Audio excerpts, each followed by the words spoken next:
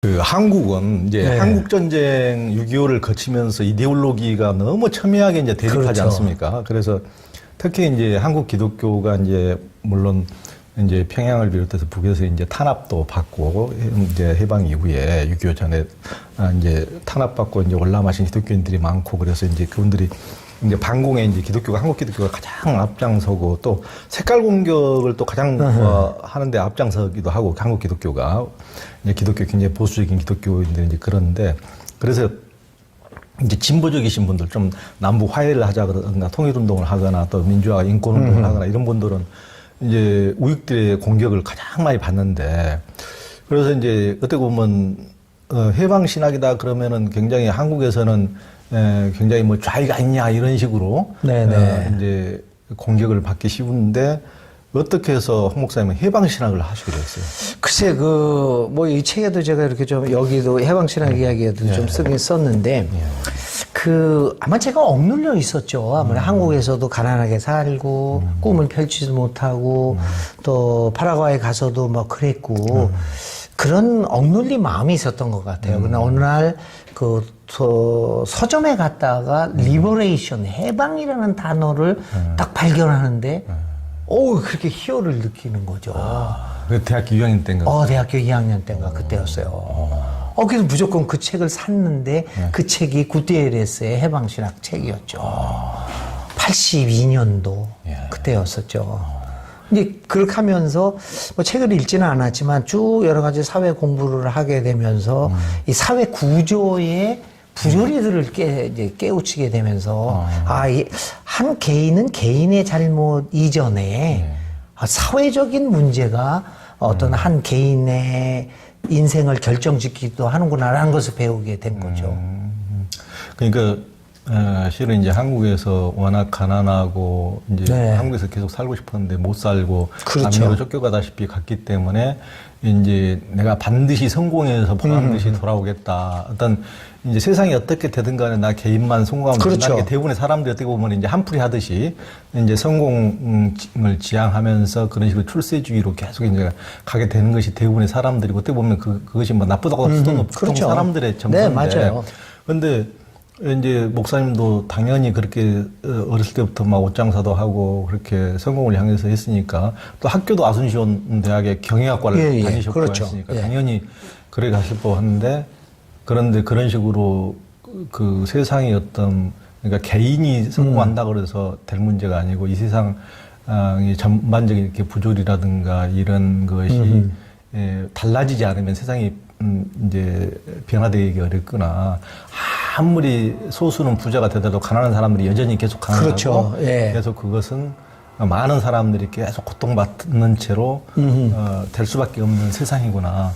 그것을 어떤 이제 해방신학이라는 것이 이제 그런 식으로 그걸 그 어떤 개인적인 것을 깨고 이 세상을 바꿔야 되는 어떤 그러니까 예수님의 원래 가르침이 가난한 자들 약자들 편에 선 것이었기 때문에 그 본래 그런 것은 이제 본 뜻을 초심을 이렇게 교회의 초심, 예수님의 초심을 이렇게 되새기는 이제 학문인데 더군다나 이제 목사님은 또 이제 나중에 이제 아르헨티나 신학대학 가가지고 세계적인 이제 해방 신학자인 호세 미게스 보니노 교수 스승으로 하기를 했는데 이제 미게스 보니노 교수는 어떤 분이셨습니까?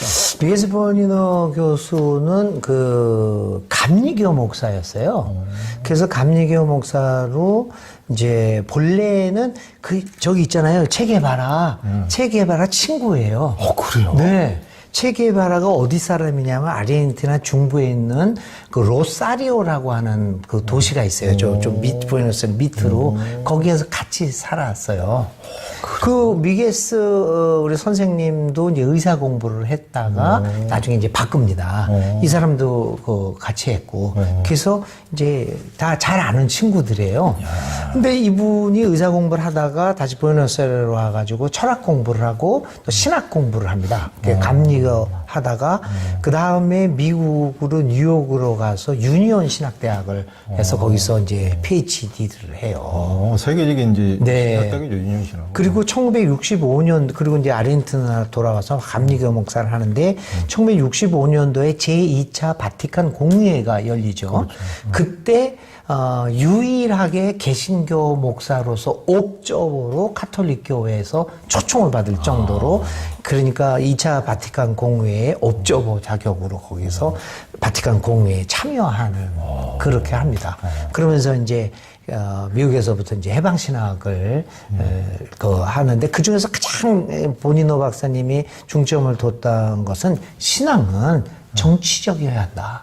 정치는 모든 삶의 기본이다. 그러면서 그때 유명한 얘기가 뭐라고 그랬냐면 그게 몇 년도였냐면 1969년 70년도였어요. 그분의 글에 나와요.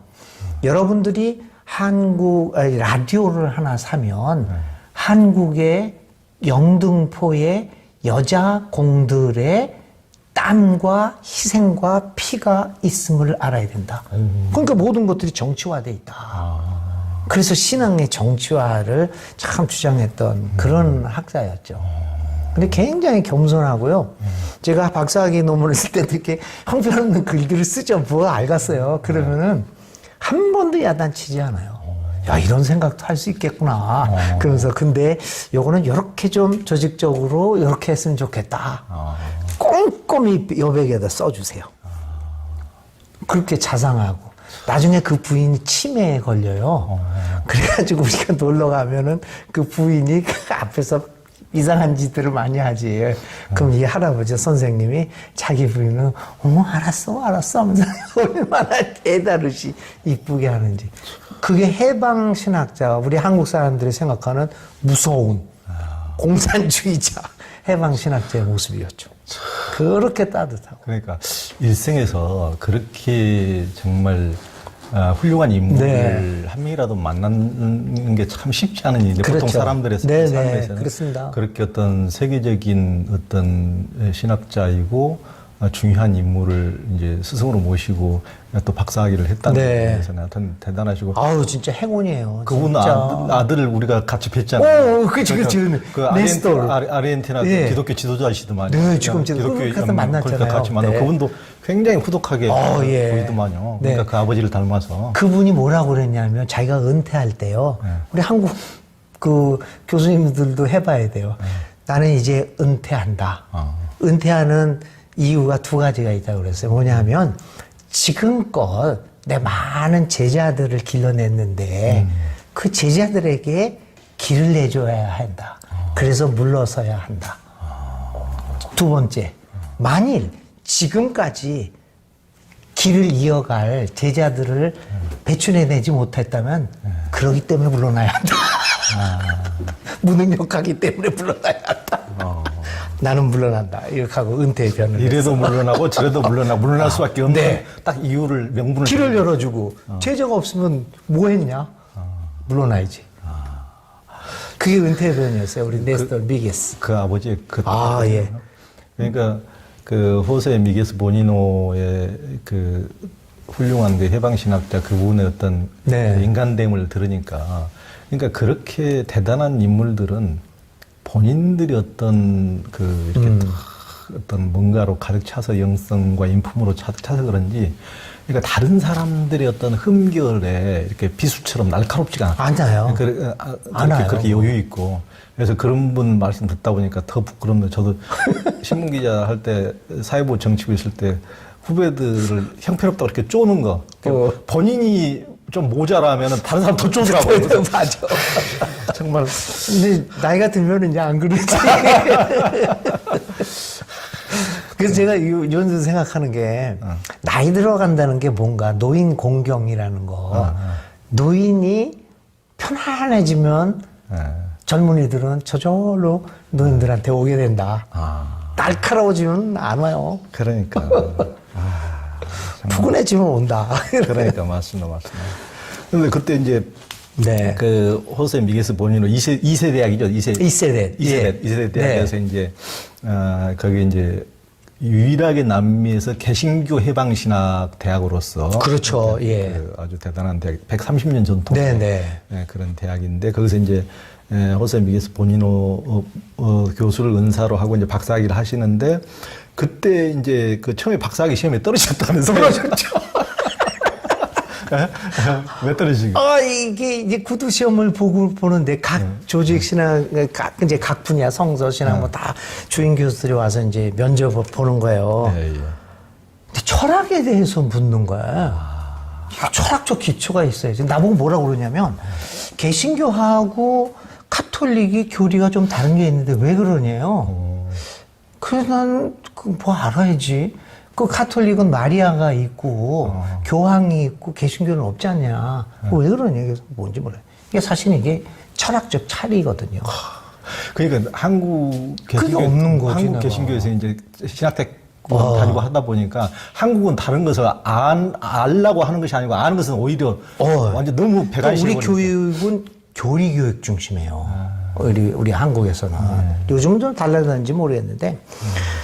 그리고 이제 두 번째 제가 실패한 거는 뭐냐면 사회학에 있어서 이 사회를 분석하는 능력이 하나도 없는 거예요. 그러니까 인문학적 지식이나 사회학적 지식, 어떤 사회 현상이 있으면 그 사회 현상을 나름대로 조직적으로 분석을 할 수 있어야 되는데 그런 분석 도구가 하나도 없었던 거죠.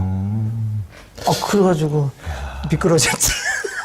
그러니까 우리는 그 신학을 한다면서도 너무 그 어디 실험실 속의 표본처럼 세상과 유리된 채 어떤 이렇게 되는데 거기 이제 지금도 프란시스코 교황이 교회라는 것은 그 야전 병원과 똑같다. 그렇죠. 세상에 맞아. 이렇게 세상의 어떤 병과 아픔을 치료하는 야전 병원과 같다는 말씀을 해주셨는데 그러면 세상의 아픔, 세상이 어떻게 돌아가는지 사회도 알아야 되고 세상의 인문 철학도 알아야 되고 거기에 또 다른 종교도 이웃 종교도 알아야 그럼요. 되고 하는 것을 기본적인 것을 물어봤구만. 근데 이제 한국의 장신대학교를 졸업하고 한국 또 남미 있었지만은 한국 교회 풍토에 이제 많이 젖어 있었으니까. 그런 것을 알 턱이 없죠. 한국 교인. 그렇죠. 한국 교인. 그러니까, 뭐, 일반적인 신학 지식은 모르겠지만, 철학이나 사회학적 면에서는 완전히 뭐. 참 대단한 학교네요. 네. 그런 것을 이제 바탕에 깔고 공부를 하니 얼마나 세상을 알고. 그렇죠. 참. 그러니까 그때 당시에 우리 선생님이 얘기하기를, 라틴 아메리카에서 신학을 하려고 그러면 가톨릭 신학에 정통해야 된다. 나는 개신교 목사인데. 왜냐? 카톨릭이라고 하는 것은 라틴 아메리카의 종교적 전통이라는 거죠. 그렇죠. 그와 마찬가지로 한국에서 신학을 하려면 우리 한국의 어떤 종교적 바탕인 무속신앙이라든지 불교라든지 유교라든지에 대한 박식한 지식이 있어야지. 그래서 카톨릭 신학을 미게스 보니노 선생님이 가르쳐 주셨어요. 6개월 동안 그 카톨릭 신학을 배웠죠. 정말 그것은 참 대단한 게 아니고 그게 상식인데 한국이 좀 그런 한국 교육 상식에서 많이 벗어나 있죠. 그런 것을 몰라도 된다고 그러고 맞아요. 그러니까 다른 사람들하고 서로 벽창호가 될 수밖에 없는 소통이 안 되는. 하여튼 그래서 요즘에는 이제 너무 그 개토화돼 버린 교회가 개토화돼 버린다. 그러니까 사회 다른 사람들과 소통이 안 되고 말을 못 알아들어요. 꽉꽉 닫히고 일단은 이제 개토화된다는 그런 얘기를 이제 많이 하죠. 그러니까 이제 너무 서로 안 통하고 답답하니까 또 다른 사람들도 너무 또 교인들은 교인들끼리만 언어로 그런 얘기하고 그러니까 다른 분들은 이제 그것을 너무 비하하고 또 개독이라고 욕하고 서로 이런 식으로 돼버리니까 서로 이제 더 다쳐버리고 그러니까 서로 더 이제 열어가야 되는데 그렇죠. 그게 좀 답답한 면입니다. 그래서 이제 해방신학 박사학위 과정에서부터 그런 것을 철두철미하게 공부할 때부터 사회와 철학과 이웃 종교를 알게 하는 게 참 그게 그게 가장 중요한 것 같아요. 그게. 그리고 이제 거기 그 이세대 대학원 이제 박사학위 하시면서도 거기서는 현장 목회를 그렇게 중시한다면서요. 그러니까 우리는 참 저도 이제 신학대학원생들 얘기 들어보면은 우리는 진짜 어떤 허망한 이제 꿈을 많이 키우고 그냥 허황된 그러니까 그 유명한 교회 그냥 목사들은 어떤 식으로 설교해서 어떤 식으로 사람을 휘어잡는 거 그것만 보기 위해서 계속 가서 그 교회를 순례하고 네, 설교 맞아, 듣고 맞아. 이제 그 신학대원상들이 주로 이제 그런 걸 많이 하더라고요. 근데 거기는 현장 목회를 하면서 어디 그러니까 빈민촌이라든가 그렇죠. 이게 이런 데를 다니면서 하고 목사님은 이제 어디 원주민들 그 원주민도 했고 제가 두 가지 사역을 했는데 학생 시절이나 또 거기서 교수할 때 하나는 이제 그 토착민들, 인디오들, 땅 빼앗긴 사람들 거기 가서 봉사를 했고 또 하나는 거리의 노숙인들 모임들 거기에 가서 성경 공부 같이 하는. 근데 민중 성서를 거기서 배운 거죠. 그러니까 설교 기술보다는 사람들의 상황에서 어떻게 그 사람들의 문제들을 이해하고 해석하느냐. 이게 신학의 목적이죠. 그러니까 참 제대로 기술적인 설교가 아니라. 그렇죠. 기술만 갖추면은 더군다나 말을 한국 사람들이 옛날부터 말만 번지르르하다고 이제 그걸 엄청나게 좀 그렇잖아요. 좀 신뢰성을 갖기 어려운. 뭐 어떻게 보면은 한국 교회의 어떤 신뢰성이 그런 식으로 진실하게 처음부터 어려운 사람들은 무엇에 고통받고 있고 어떤 점이 그런 식으로 현장 목회를 대학 때부터 대학원 신학대학부터 그런 그렇죠. 좀 유념해서 그런 것도 필요한 것 같아요. 한다면 훨씬 더 교회가 더 신뢰성을 회복할 수 있지 않을까. 네, 맞습니다. 이제 그런 생각이 드네요. 거기는 굉장히 이제 그런 점이 남다르네요. 그러니까 저희 예전에 그 남미에서 브라질이나 그때 우리 신학대학교도 갔을 때도 그렇죠. 저도 깜짝 놀랐는데 그때 우리끼리 이제 대화를 했는데 그 현지에는 신학교 교수는 또 그 현장 목회를 다 하시더만요. 다 하죠. 우리는 상상 어떻게 교수가 다니는 교수가 일주일에 뭐 몇 번씩 그렇게 현장 목회를 빈민촌에 가서 하고 그래요. 하고 해야 된다고 해서 저도 깜짝. 근데도 세계적인 학자들입니다. 그러니까. 논문도 얼마나 많이 생산해내고. 그러니까. 그거 보면 신기해요. 그 네스톨 미게스 그 보니너 박사님 아들 거기도 평생 담임 목사했어요. 담임 목사 하면서 교수했어요. 오, 그렇군요. 네. 굉장히. 그렇게 했으니까. 그러면 그 또 목사님이 그 버스로 10시간 넘게 타고 다니면서 토착민 마을에 거기 그 다니셨다고 그러는데 그 말은 뭐 어땠습니까? 그게 이제 짜코 지방이라는 곳이었는데, 그러니까 버스로 밤새껏 가요. 한 12시간을 가던가 하고 거기서 내리면 또 2시간 털털거리는 차를 타고 이제 돌아가. 아우, 원숭이들이 짹짹 울고 그러는 마을이었어요. 거기다가 이제 거기서 우리가 이제 문맹 퇴치와 그 문맹 퇴치, 그러니까 그 프레일이 그 교육학을 이용해서 이 문맹 퇴치 교육을 했죠. 성서를 가지고 성서 공부를 하면서. 그게 이제 한 달에 한 번 정도 가요. 그럼 한 5일 정도. 5일 정도 가서 그 사람들은 먹고 자면서. 먹고 자고 같이 살면서. 네네. 그래서 저는 그 네스톨 미게스 아들 그분하고 많이 다녔죠. 아, 그래요? 네. 그럼 거기는 굉장히 먹는 거나 이런 게 열악할 텐데. 아니, 너무너무 열악했죠. 이렇게 돼지 꿀꿀이죽이라든가 옛날에 우리가 그랬잖아요. 그런 거를 많이 먹고 빵 한쪽 하고. 아유. 근데 거기 재밌었던 일이 뭐였냐면, 이게 겨울이었잖아요. 그러면 이 사람들은 공동 식사를 하기 때문에 받는 대로 먹지를 않아요. 다 받아야 먹어. 근데 우리는 선생이라고 먼저 주는 거죠, 이거를. 다 사람 받을 때까지 기름기가 다 끼는 거야. 그래가지고 내가 거짓말로 우리 한국 사람은 선생님이 제일 늦게 받는다고. 난 늦게 받아야지 좀 기분이 좀 내가 좀 좋을 것 같아서 마지막에 받고 또 기도하고 먹고. 기름기가 덜 끼니까. 네, 설사 많이 하고 혼났어요. 근데 그 사람들하고 똑같이 먹어야 되니까. 네. 근데 저는 감격스러웠던 건 뭐냐면 다른 것보다도 제 선생이었던 네스토 미게스. 이야, 난 그 사람 보면 나는 조금 그 인디오들하고 어울리면서 속으로도 좀 접촉하기 힘들다 이런 생각을 갖는데 이 사람은 저보다도 15년 이상 위거든요. 완전히 그쪽 사람 맞고 그 사람은 완전히 백인이에요. 백인이죠. 근데 완전히 그렇게 잘 어울려. 세계적인 그런 학자가. 그냥 보면서 야, 어떻게 저럴 수 있을까? 나는 못하는데. 부끄러운 게 많죠. 아니에요. 목사님도 잘 어울리시죠. 그런 존경스러운 사람들이 옆에 있어가지고는, 아이고. 참. 참 생각하면 생각할수록 그렇게 미게스 박사님은 참 대단한 원인호 박사님. 이제 또 홍 목사님은 통전적 신학의 세계적 거두인 네네 파딜랴 그분이 설립한 카이로스에서도 네네 거기서 우리가 네네 파딜랴 박사님 집 대게까지 갔잖아요. 갔었죠 우리. 너무 사모님도 그 파딜랴 박사님도 너무 인자하시고. 그죠. 근데 이 금년에 돌아가셨어요. 그러니까 또 얼마 전에 돌아가셨어요. 아이고 안타까워라.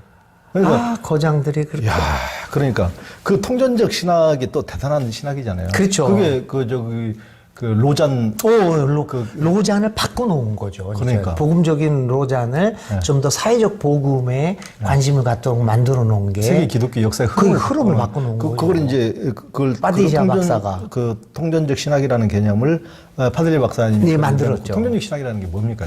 통전적 신학이라는 것은 복음이라는 게 죽어서 천당 가는 것만은 아니다라는 거죠. 그래서 그때까지 그러겠죠. 예수 믿는 목적이 뭐냐 그러면 죽어서 천당 가는 거. 우리 한국 교인들한테 다 물어보세요. 왜 믿으세요? 죽어서 천당 가려고. 그거 아니다라는 거죠. 그러니까. 전체적인 삶을 변화시키고 그거를 예수와 함께 살아가는 게 복음이다. 지금 생각하면 당연한 건데 그 당시에는 이게 생각지도 못했던 얘기들이죠, 사실은. 그러니까. 그런 걸 만들어냈던 레네 파디샤. 복음주의 계통이었는데 굉장히 개혁적인 분이었죠. 그러니까. 그렇게 또 그분도 인자하시게 보이는데. 그렇죠. 그분하고 같이 그 카이로스 얼마나 같이 사역을 하셨어요? 제가 아르헨티나에 있는 동안 거의 10년 동안. 그분 같이 지내보니까 그분 어때요? 그러니까 그게 있더라고요. 이제 그 라틴 아메리카 사람들의 특성이라고 봐요. 굉장히 인간적이에요. 그 농담 잘하고, 웃기 잘하고. 그러니까 이 학문 토론을 하잖아요. 뭐 이렇게 싸우잖아요. 농담하면서 학문을 전개하는 사람들. 그게 유럽 사람들하고 좀 다른 것 같아. 그러니까. 나는 한국에 와서 학술대회 같은 거 보면 뭐 이렇게 진지하지? 농담을 안 해.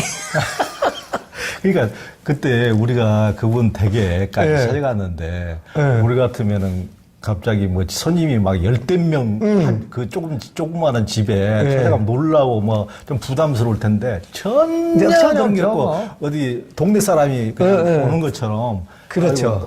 너무 반가워하고 막 좋아하고 같이 인간적이에요. 부비고 사진 찍고 야, 그게 라틴 아메리카 사람들의 신성 같아요. 살아가는 모습 자체가.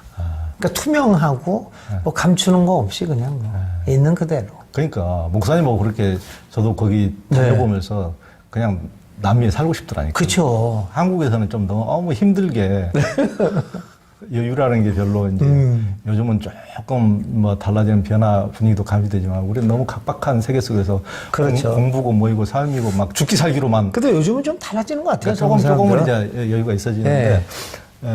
근데 하여튼 남미의 전반적인 그 사람들의 인간적인 계산하지 않고 그렇죠. 그게 얼마나 환대해 주는지. 근데 평소에 맞습니다. 목사님이 잘 하셨기 때문에 그랬을 것 같은데 얼마나 환대하고 좋아하는지 그냥 막. 근데 제가 잘했다는 것보다도 원래 사람들이 그래요.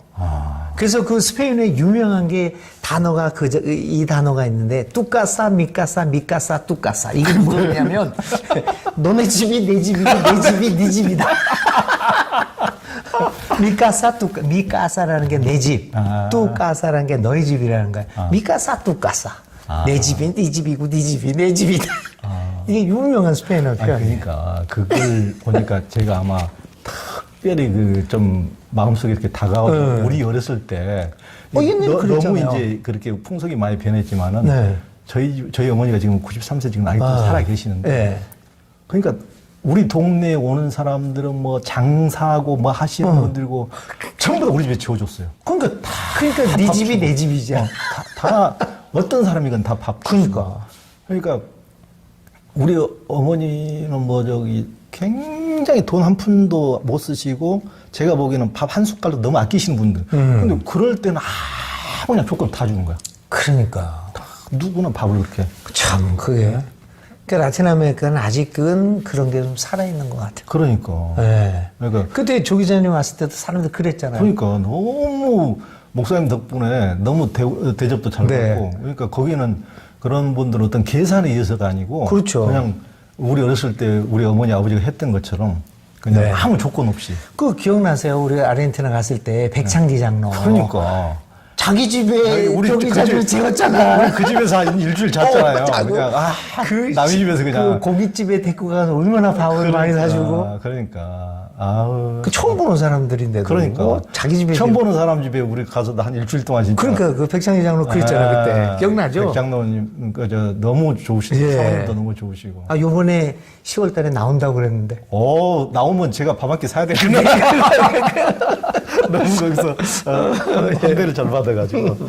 야, 근데 이제 남미에 가셔서 이제 아르헨티나, 그러니까 그 파라과이에서 이제 계시다가 이제 해방신학 가시러 이제 이세대 대학 가시면서 거기는 이제 아르헨티나 부에노스아이레스에 있으니까 거기에 가시면서 또 이제 처자식이 있으니까 뭘 해야 또 목회든 뭐든지 소속돼야 이제 또 살아갈 수가 있으니까 그때 이제 목회를 하시는데 처음에 이제 소망교회. 네, 소망교회. 한국 소망교회는 다르고 그 자체적으로 이제 생긴 그렇죠. 예. 아주 좋은 교회인데 거기서 이제 처음 목회를 하셨는데 그때 처음 목회할 때 그 남미 스타일은 그 저희들도 가서 보니까 그분들은 엄청 늦게 일어나서 오전에는 그 일을 안 하시더만요. 그렇죠. 오전에는 네. 그냥 빵집 커피 마시고 주로 이분들은 그럼요. 언제 일을 시작하나 할 정도로 그냥 오전에는 주로 그렇죠. 그렇게 잠자고 뭐 어떻게든 잠자고 하고. 이렇게 거기서 또 빵이 아주 싸니까 주로 그렇죠. 자기 집에서 안 먹고 나가서 먹잖아요. 나가서 네. 우리들은 그때 뭐 1,000원, 2,000원이면 그렇죠. 네. 여러 명이 이렇게 먹기도 하고 그러니까 주로 오전에는 그렇게 주로 얘기하고 이렇게 보내는데 한국 교회는 그 멀리까지 가가지고 새벽도 4, 5시부터 새벽 기도 모든 목사를 의무적으로 네. 한국 교회만의 특성 전 세계에서 한국 교회만 그러잖아요. 그렇죠. 그러니까 새벽 기도 때문에 힘들으셨다면서요. 그러니까 어쩔 수 없이 그때가 33인가 됐을 때인데 처음 담임 목사를 하게 된 거예요. 새벽 기도를 하는데 어쩔 수 없이 하는 거죠. 매일. 매일. 근데 점점점 병이 나는 거예요. 그럴 수밖에. 왜냐면 새벽 1시, 2시에 자는데 어떻게. 야, 근데 이걸 안 하면 목사를 못 하니까. 병이 막 목이 이거 다 나가고 맨날 고열에 시달리고 감기 몸살 이런 거 달고 다녔어요. 근데 한 6개월 정도 하는데 진짜 못하겠다. 근데 어떻게 해야지. 그러니까 그때 당시에 고 박만성 장로라는 할아버지 장로가 저를 너무 좋아했어요. 딱 하더니 그분이 수석 장로 같은 거였는데 창립자 이러다 젊은 사람 잡겠다. 기도하고 싶은 사람 각자 와서 해라. 대단하신 분이네요, 그분은. 대단한 분이에요. 진짜 저는. 자, 우리 홍 목사님을 살리시는 분이에요. 예, 살렸어요. 계속 새벽 기도 하라면 아마 저는 못했고 그 교회를 사임할 수밖에 없었고 그렇게 되면 경제적으로 아르헨티나에서 버틸 수가 없어서 다른 일을 할 수밖에 없게 됐죠. 그 공부도 할 수 없었고. 그러니까. 사실 그때 고 박만선 장로님의 적극적인 지원이 없었으면 저는 어떻게 됐을지는 모르겠다. 그러니까 그 책에 보면 그분 나오던데. 네. 더군다나 어떤 이제 해방신학을 공부하시면서 그런 관점으로 조금 이제 정말 진보적으로 이렇게 목회하실 때 그분이 그 한국의 어떤 안병무. 네, 안병문 선생님한테 배웠던 사람이에요.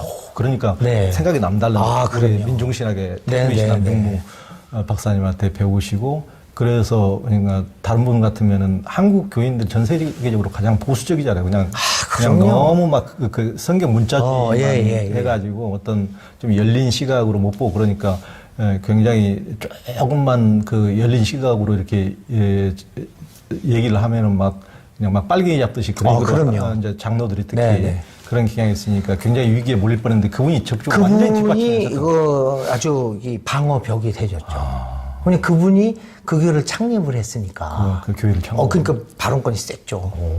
그분이 나를 지켜주셨죠. 좋은 분을 만나셨구나. 네. 근데 그분이 이제 돌아가시면서 마지막으로 남겼던 말 중에 하나가 뭐냐면 내가 평생 죽을 때까지 어떤 참 이상적인 목사를 못 만날 줄 알았는데 홍 목사를 만나서 자기는 평생 소원을 이뤘다고 그러셨어. 그러니까 서로에게 좋은 거죠. 네네.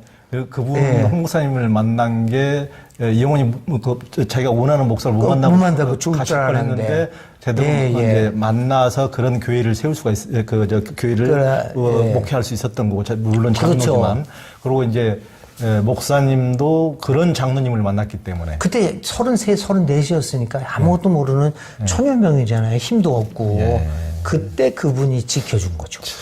그러니까 진짜 내가 큰 분이 있어야 큰 울타리가 있어야 그런 나무가 제로 자랄 수 있는데 맞아요. 홍인식 목사님이란 나무가 이 박만성 장로님 같은 분이 있었기 때문에 지켜줬죠. 울타리가 되어줬기 참 때문에. 어렸을 때였는데 제가 그러니까. 근데 이제 그때는 또 그 현장 목회하실 때는 그러니까 외국에서 목회한다는 게 그러지만은 그냥 교회의 목회만이 뭐 설교만 한다고 될 일이 아니고 뭐 한국도 목사님들이 하시는 일이 너무 많긴 하지만 특히 외국은 뭐 어디 가게 계약하는 데까지 저 따라가서 다 통역해 주고 말을 못하니까 이 사람들. 그러니까 한국 교인들은 또 이제 늦게 다 이민 가신 분들이라 말을 못해요. 현지 말을 못하니까. 그 장사하는 거 돈 얼마다 이것만 하지. 이거 뭐 복잡한 거 못하죠. 아이들이 학교에서 쫓겨나면 교장 찾아가가지고 제가 근데 사람 설득하는 기술이 많아요. 딱 교장한테 가잖아. 그러면 교장한테 딱 가가지고 우리 애들 봐주라 그러면은 이 사람들은 이렇게 하기 때문에 안 되면 안 돼요. 그렇게 하면 아니지. 싹 들어가면 딱 보면은 축구에 미친 사람들 아니야. 그럼 저도 축구 좋아하는 팀이 있어요. 여행 갈 때 그 유니폼을 갖고 가야 돼요. 그 여행 기간 중에는 한 번, 저번에 브라질에서 목사님 그 입고 다녔잖아요. 있잖아요. 적어도 여행 갔을 때 하루는 그걸 입어줘야 되는 거야. 그 딱 사무실에 들어가 보면 무슨 팀인지를 알아요. 그럼 첫 번째 너 어느 팀이냐? 그럼 그 팀 칭찬하고 어저께 있었던 뭐 축구 경기에 대해서 얘기를 해요. 저는 그렇게 해요. 경기 있으면 팍 하고. 기술이 보통 한 30분 있으면 그렇게 떠드는 거야. 그러면 좋다고 그러다가. 그러면서 애 한 번이 애 살려줘야 되냐, 아니야? 그래, 딱 하는 애가 내가 당신 믿고 하겠다. 그러니까. 그리고 퇴학 당할 뻔. 그거 살렸죠. 된다는 애를 뭐 이렇게 살리시고. 살리기도 했죠. 참, 야. 그리고 또 한 가지 정말 역사에 기록할 만한 얘기인데 이거는 유대인을 내가 설득했지 않소? 찔러도 피 안 나온다는. 진짜 그래요. 우리 한국 교인들은 유대 사람들이라면 이렇게 하죠. 진짜. 외국에서는 미움 많이 받죠. 진짜 안 들어가. 피도 안. 죽어가죠? 네 죽음하고 내가 하고 무슨 상관이냐? 집세 안 내려요. 근데 그걸 내가 내리게 했다는 거 아닙니까? 어떻게? 집주인들이, 우리가 가게를 하면 그 집주인들이 거의 유대 사람들이에요. 그러니까. 그 우리 경기가 나빠져가지고 진짜 이거 안 돼. 그래서 내가 집사님한테 갑시다. 가서 얘기를 해봅시다. 가서 1시간 정도 얘기를 하다가 결국은 20%인가 깎아줬어.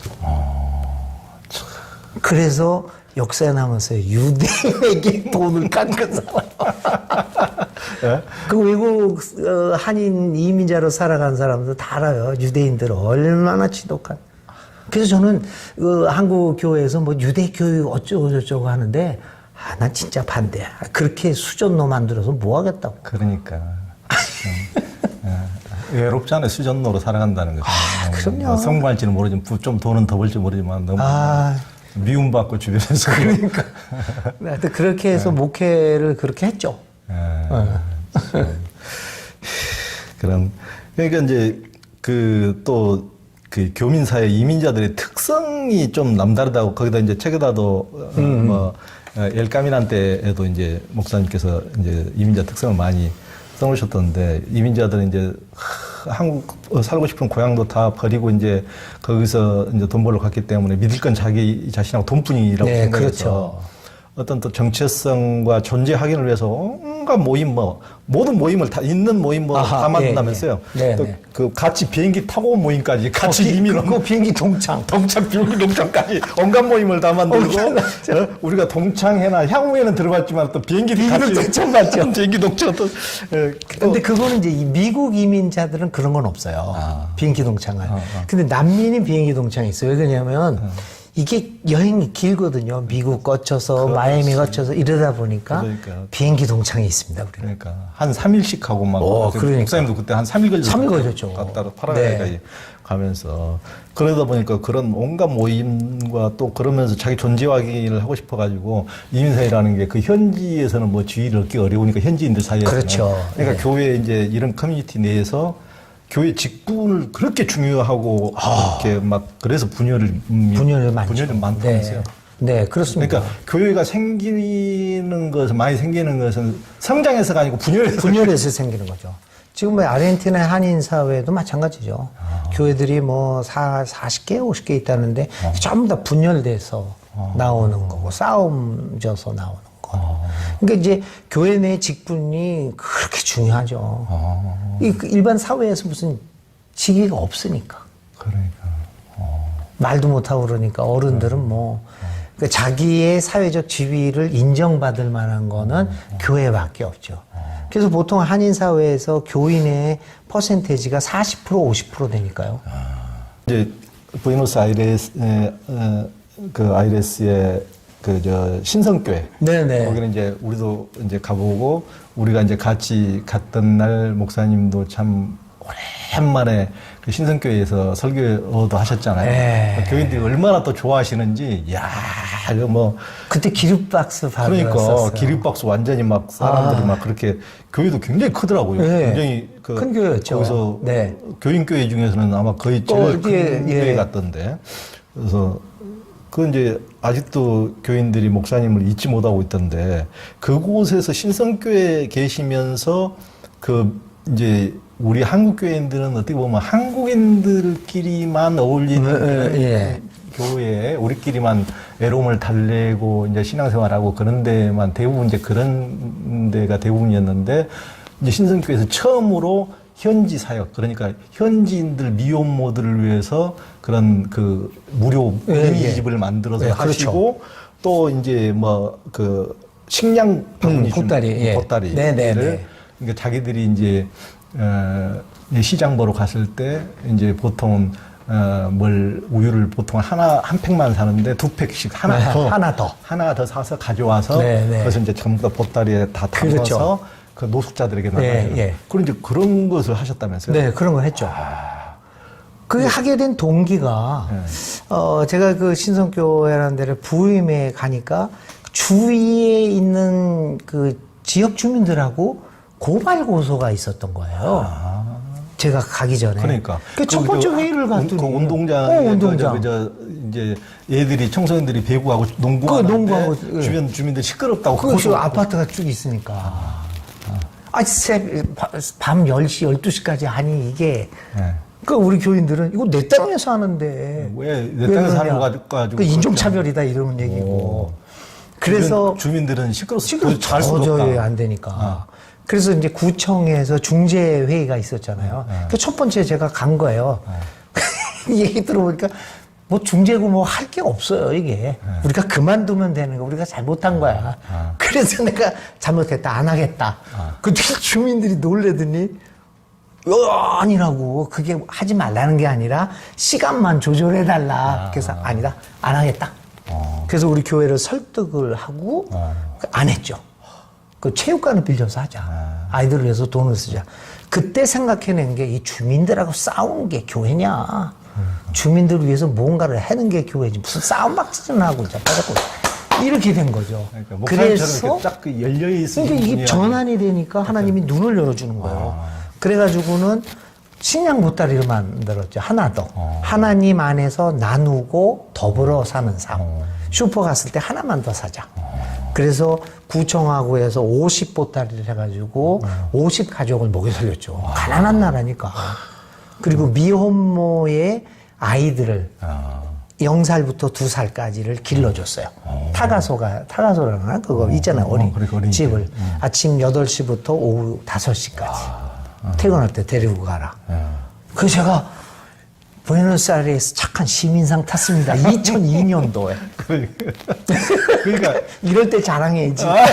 아니 그때는 그러니까 이제 실은 그 이제 보통 한국에서도 이제 미국이나 이런 데로 이민 간 사람들은 조금 그래도 뭐 대학물 먹고 네. 이렇게 한 사람들이고 그보다는 조금 더 이제 더 경제적으로 못 가서 그렇죠. 이제 차선책으로 선택한 게 맞습니다. 이제 납니다 보니까 그런데 훨씬 더 또 열심히 부지런히 또 살고 유대인들이 다 장악하고 있던 이제 옷 도매점 한국인들이 쭉 그렇죠. 들어가잖아요. 네, 보셨잖아요. 이제 우리들 그러면 이제 그 거의 한국인들이 평균 상위 5% 정도로 그렇게 단도로 굉장히 성공했죠. 네. 그러면 현지인들 우리가 이제 유대인들도 유럽 사회에서 미움을 받듯이 지들이 그렇게 여기서 돈 벌어서 성공하시면서 저렇게 스크루지처럼 수전노처럼 이렇게 한다고 이제 미움을 받잖아요. 근데 한국인들도 이제 그렇다면서요. 받았죠. 그런데 자기들은 뭐 여기서 와서 돈 벌고 성공하면서 좋은 차만 타고 다니고 좋은 집에서 살면 뭐야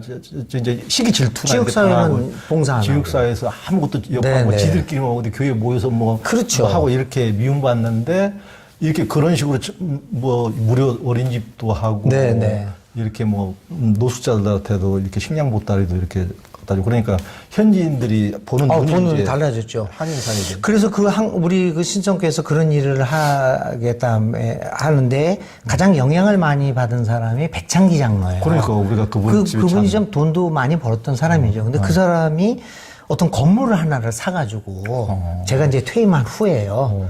제가 늘 그걸 하고 싶어 했는데 하지는 못하고 나왔는데 제가 퇴임한 후에 그 백창기 장로가 건물을 사서 교회 기증을 합니다. 그래가지고 노숙자들을 위한 밥집을 만들고 목욕탕을 만들고 근데 그런 것들이 현지 사회를 위해서 신성교회가 이렇게 일을 해나가는 계기가 됐죠. 그러니까 그런 분들 백창기 장로 참 훌륭하시지만 진짜 그럼으로 인해서 그 현지인들과 한국인들이 이응만 어떻게 보면 이방인일 수밖에 없는데 처음으로 이제 서로 이제 같이 이렇게 형제가 되는 거죠. 형제가. 그래서 이제 그 교회가 중심돼서 우리가 그때 그게 부에노스아이레스의 7구청이었어요. 7지역. 그 7지역에서는 우리 신성교회가 구청과 협력해서 사회사업들을 많이 하게 됐죠. 어떤 일이 있으면 그쪽에서 연락을 와서 우리가 협조하고. 그러니까 적어도 그런 정도로 조금 기여한 사회에 기여하는 바도 있고 저 이렇게 일체감이 있어야 나중에 솔직히 무슨 문제가 되고 그럼요. 무슨 문제가 생기더라도 저 신성교회 다니는데요. 그래서 보호받지. 그러세요. 그래서 현지인들도 좀 인정하는 맛이 있지. 맞습니다. 그 아까 수전노 유대인들이 그러면 무슨 일을 당하면은 그 사람들을 멸시했듯이 다른 사람들도 똑같이 그 사람도 보호를 사실 그 유대 사람들을 거기 사회에서 돈이 많기 때문에 사람들이 두려워는 하죠. 두려워하는데. 근데 좋아하지는 않아요. 그러니까. 어느 누구가 유대 사람들 좋아하니까 두려워할 뿐이지. 하여튼 그 신성교회뿐만 아니고 저는 이제 브라질의 상파울루 가서도 너무 깜짝 놀랐는데 그렇죠. 우리 홍희신 목사님 영향을 받은 그때 옹대 장로 교회에서 그 교회에는 또 완전히 그 조폭 지역이 있더만요. 그렇죠. 완전 빈민촌. 너무 그 일대가 조폭들이 또 브라질 조폭들 무섭더만요. 거기는 기관단총 갖고 다니는 사람들이니까. 그냥 아파트 단지 전체 한 고울을 싹 오르는 접수. 딱 기관에서 들고 경찰도 못 오게 하고. 경찰이 못 들어가죠. 차 몇 대로 싣고 그냥 가버리는 조폭들이 아주 그냥 막 거대한 마피아. 브라질은 무서워요. 그러니까 그런 조폭 지역에 교회가 있는데 한인촌들도 이제 무서워서 다 떠났는데 교회는 안 떠나고 거기에 있는데 그 교회 바로 뒤에가 조직폭력 두목집이더만. 그렇죠. 와, 저도 이제 그 교회 보면서 우리 갔었잖아요. 그런 얘기 듣고 무섭긴 했는데 근데 그 교회는 홍 목사님 영향을 받아가지고 그 얼마나 또 그런 자선을 하는지. 조폭들이 또 감격. 네, 맞았어요. 어떤 좀 얘기 좀 해주세요. 이제 옹대 장로가 그 교회 가면서 그 사람이 이제 파라과이에 살았을 때 저하고 같이 한 2년 목회를 했어요. 지방에서. 파라과이에서 맞아. 파라과이에서 같이 있었죠. 그러다가 그분은 이제 브라질로 가셨구나. 제가 선교사를 하면서 2년 동안 지방 교회로 주일마다 가서 섬긴 때가 있었어요. 근데 그때 거기 장로였죠. 그래서 너무너무 친하고, 이제 그분이 영향을 많이 받고다가 얼마 후에 이제 브라질을 가서 이민을 간 거죠, 브라질을. 그래서 첫 번째 하는 사업들이 지역 주민들하고 같이 어울려 사는 사업이었어요. 참 배운들을 이렇게 하시는 그러다 보니까 그 조폭들이 한인교회를 인정하게 됐고 조직하고 오히려 보호해주는 아무도 까불지 못하도록. 그러니까. 그게 이제 조폭들이 노숙자들이 이제 워낙 거기 교회 앞에 빈민촌이니까. 그렇죠. 노숙자들이 저녁에 자다가 무슨 한인교회 교인들 차 때려 부수고 막 이제 그런 걸 못하게 처음에 되는 이제 거죠. 그런 일 많이 있었는데. 그렇죠. 조폭들이 그걸 보호해준다 그렇게. 그렇죠. 이 브라질 같은 나라, 아르헨티나도 그랬지만 자동차 딱 밖에 세워두잖아요. 네. 그 다음날 아침 가면은 네 바퀴가 다 없어져. 전부 다 바퀴 빼가버려. 바퀴 정도가 아니라 엔진이 분해돼 있어. 저도 아르헨티나에서요. 교회 퇴근을 하고 늦게까지 있었다가 나와 보니까 자동차가 이상해. 뒤에 뒤 바퀴 2개가 없어진 거야. 아예 빼갔구나. 빼가서. 와. 오마이. 그 정도예요. 그 브라질 교회는 더 그랬죠. 그래. 그럼 완전 해체되는 거. 1시간 만에. 근데 그걸 못하게 만들었죠. 그리고 뭐 어디 이제 예전에는 교회에서 이제 뭐 도둑을 맞거나 네. 뭘 다 물건도 어디 가고 없고 이러면은 조폭들이 찾아준다. 정말 초라니까 저놈이 가져갔어 내가. 야 갖다 놔 텔레비전 가져. 그러니까 확실히 그 지역 주민들하고 그렇게 좋은 관계를 맺으니까 우리 사람이라고 해서 우리 걸 보호해 주는 거죠. 그게 저기 이제 브라질 상파울로 리베타지에 있는 네, 한인교회. 한인교회. 예. 한인교회인데 우리 이름이 가서 어린고 한인교회. 밥도 먹었던 것 같은데 그 집에서 거기서. 한인교회 진짜 예. 우리 진짜 그 옹대장로님 아직도 거기 있어요. 그러니까 그 봉해차로 고가도로 그 밑에 네네 있었죠 우리. 노숙자들이 있는 그 거리에 한인교회 건물이 있는데 거기에 그러니까 그게 한국인들이 어떻게 이런 홍 목사님의 영향을 받은 또 오홍대 장로님이라는 소수 몇 분이 이 브라질 사회조차 이제 바꾸고 있는 거죠. 그렇죠. 그래서 어떻게 보면 그런 깨어 그 나라의 조폭들은 아무 대통령 어떻게 하지를 못하고. 경찰도 얘기 못해요. 그러니까 그 건드릴 수 없는 족속들 아니에요. 그러니까. 아이고. 그런 조폭들을 이렇게 좀 변화시키고 조금씩. 재밌는 사건이었어요. 그런 것들을 생각해 보면. 그러니까 우리 참 우리 홍 목사님이 진짜 너무 대단하시네요. 대단한 건 아니고.